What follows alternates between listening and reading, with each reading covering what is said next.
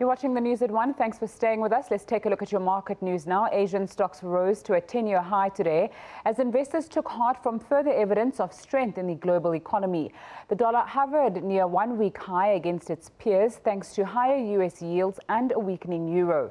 Japanese stocks rose after large-cap stocks such as car makers and manufacturers of factory automation equipment rallied, while North Korean tensions supported defense-related shares.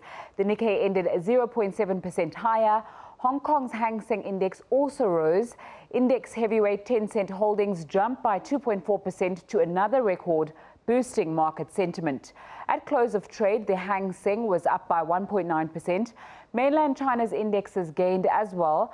Analysts expect the brokerage sector to benefit from the continued bull run in the stock market. The Shanghai Composite Index added 0.6%.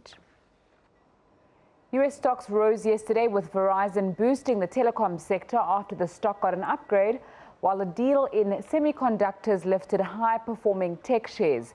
With no major earnings or economic data scheduled this week, trading volumes were thin and are expected to get even quieter leading up to the Thanksgiving holiday on Thursday and an early market close on Friday.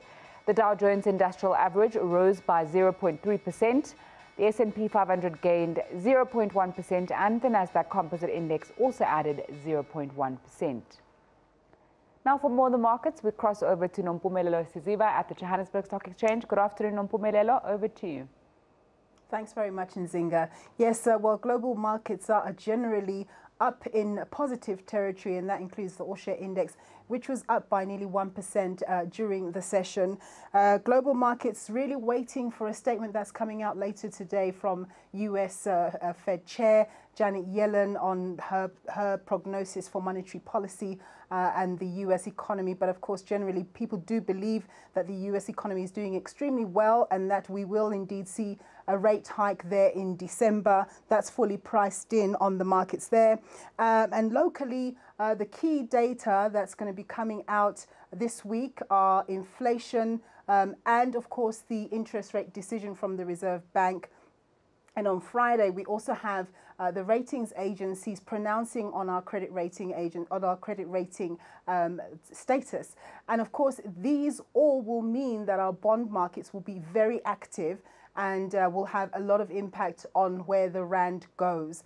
Now, it could be a very nasty surprise for us come Friday if we do get a rating downgrade on our domestic debt. That could result in a number of investors pulling out of key assets like our bonds, which would mean devaluing the rand further, which has all sorts of implications around inflation and so on. Of course, we hope that doesn't happen, but we wait to see. Let's take a look at the indicators.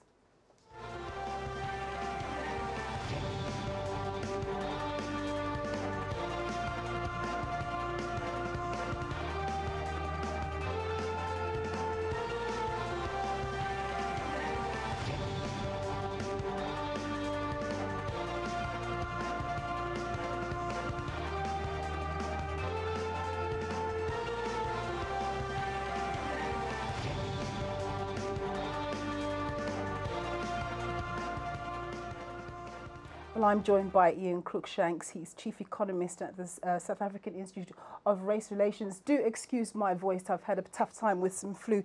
Thanks very much. I'll do my best to offset that. Thanks for joining us, as Good always, to be Ian. with you. Good Thank you. stuff. Let's start with the global picture first. Yes. Global markets all pretty much singing nicely, all doing nicely, and that started off from last night in the US through the Asian markets. And Europe and African markets seemingly doing well. What's going on? What are the main drivers? The main drivers, I think, are the force that there is in the American market. After all, that's 23% of the global economy, so that is a very strong driving force. Europe is following at a slightly slower rate, but it is nevertheless looking positive. Business activity has picked up, and that's an important indicator. And then I think if we look at emerging markets, largely relying on industrial commodity prices, they had a good run. They're holding their higher levels. And I think all this is creating a friendly investment environment, except, of course, we're not getting much benefit of that because of, I think, very localized factors like lack of confidence, specific confidence, and political nervousness. You touched on Europe. When we see the crisis in Europe that's happening right now in Germany, Yes. where Angela Merkel has not been able to form the coalition government that she needs to, Yes. how big of a crisis is that for the European area? I think it's a concern. I'm not going to call it a crisis. That's just a question of degree. I think, in Europe, sense does usually prevail, unless we're talking about Italian politics, of course. It's another matter. But I think that from an economic, industrial development point of view, that usually what needs to come about does. And so I think that they will probably find some sort of partnership in Germany, and that it's very necessary. After all, Germany is the guiding force in industrialization in Europe. Indeed. And then let's come home. Obviously, very key are those ratings decisions that are going to take place on Friday. We have the Reserve Bank having to make a decision on interest rates on Thursday, and we have inflation data, which is backward looking as to how we performed in October. How are all of these feeding through into the rand currently? Well, let's first of all look, the first point you mentioned was the Reserve Bank, their Monetary Policy Committee meeting, which is to decide on the monetary policy they're going to be following in the next 2 to 3 months or so. And I think we'll probably, I don't think we'll have any change in the repo rate. That's our base rate. I think what there will be there is very strong rhetoric about the threat posed by the depreciated rand, by the higher fuel prices, by rocketing electricity prices and other government-administered prices. So there'll be a lot of warnings, but I don't think we'll have a change in the official interest rate. But the policy will be made quite clear. It's going to be very, very, very steady, and I think we have to realize we are not going to get another interest rate cut in this cycle. Indeed. Going on from there, if I may just say, as far as inflation is concerned, I think we're probably going to see the rand will have had a negative impact. Once again, electricity and fuel and so on will have had an impact, but it'll probably remain in the region of 5 to 5.5%.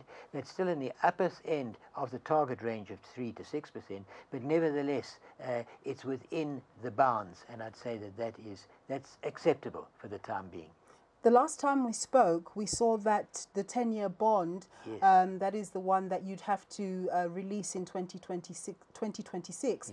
I think that was achieving an interest rate of about 9%. Yes. But that's now at about 9.42%. Yes. So that's quite an increase. And this shows us how the market is treating South African debt ahead of Friday. Absolutely. So I want you to speak to that as well. Okay, let's just say going a month back, that rate was 8.4%. Now it's 9.4%. So it's only 1% more. It's more than 10% higher on the actual cost of financing debt, of servicing debt. And it makes a big difference. And I think that's very important. But, what we're finding now is the foreign investors have sold off our equities. They sold off shares quoted in the JSE, and what did they do with the money? They parked it temporarily in RSA bonds. Now that was a convenient parking place, especially seeing as they were getting over 9% as return compared to, say, US Treasuries at under 2%. Now that's a very nice interest rate differential. But now there's a concern that it's not just what return on capital can they get, they're starting to be concerned about the return of capital. If they find, for instance, that we're downgraded as a country, and then there's more withdrawals than there is capital to back those withdrawals, we could be in a nasty situation for a while, and that would then replay into weakness in the rand. The rand exchange rate is going to be critical. It'll take a lot of the pressure, but nevertheless, it has once again a ripple-through impact into inflation, and I think it's going to have a severe slowing impact on overall business activity. This is going to be a very crucial next few days with, I'm sorry to say, probably more likelihood of bad news being confirmed than any good news bonanza. I don't want to change the subject because we've run out of time, but in terms of the Reserve Bank on Thursday, do you think they'll keep rates unchanged, and is it the end of a rate cut cycle? Oh yes, no chance of, I must never say no. No, I don't think there's any chance of a rate cut. I think the next move will be higher. It has to be to protect the reserves, so there's not an outflow of our precious reserves, and so that we continue to get some sort of capital inflow attracted by our higher interest rates, not lower interest rates. We've got to preserve that interest rate differential to make sure we get that capital inflow. Indeed, we do. Well, we're going to leave it there because we're running out of time. Thank you so much, Ian, as always, for your time. Well, that was Ian Cruikshanks. He's the Chief Economist at the South African Institute of Race Relations. And after a short break, Nzinga will have more business news for you.